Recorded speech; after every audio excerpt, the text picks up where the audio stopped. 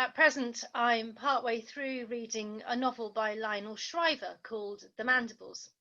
The Mandibles is the name of several generations of one American family who fictitiously, in the future date of 2029, find themselves caught up in a national and international financial disaster. The dollar has crashed and become worthless, and millions of American families are in crisis. Savings are of no use. Every dollar is seized by the authorities.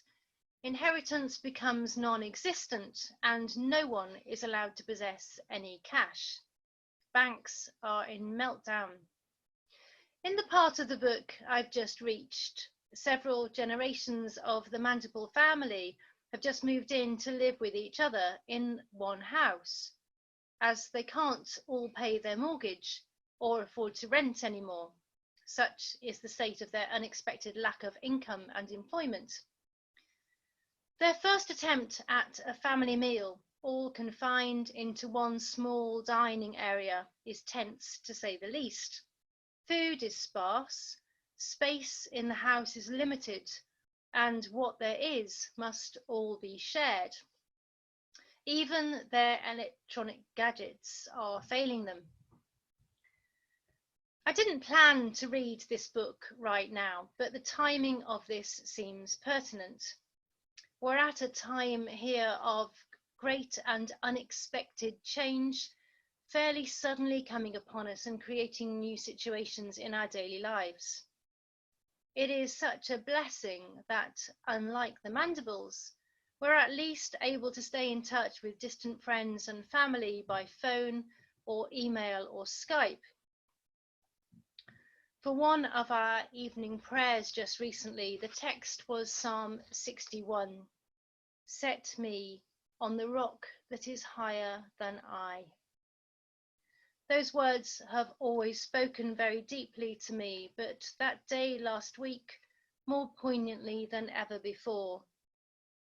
As we become more aware of our frailty and vulnerability, and ultimately, of course, our mortality, so we long for God to draw us out of ourselves, our own predicaments and challenges of life, so that we might draw closer to Him.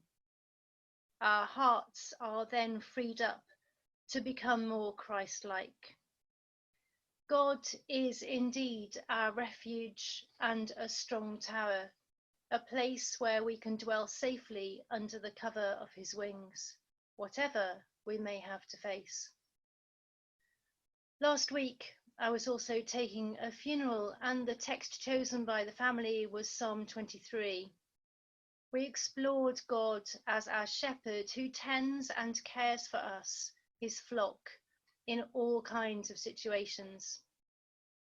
Psalms such as Numbers 23 and 61 help us to look beyond ourselves to something far greater than this human earthly life. As we seek different ways of serving our communities in this fragile time, we continue more so than ever before to look not to our own needs, but to the needs of others.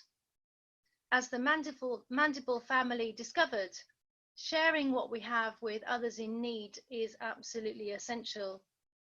But equally so is helping others to see beyond the physicality of the immediate situation.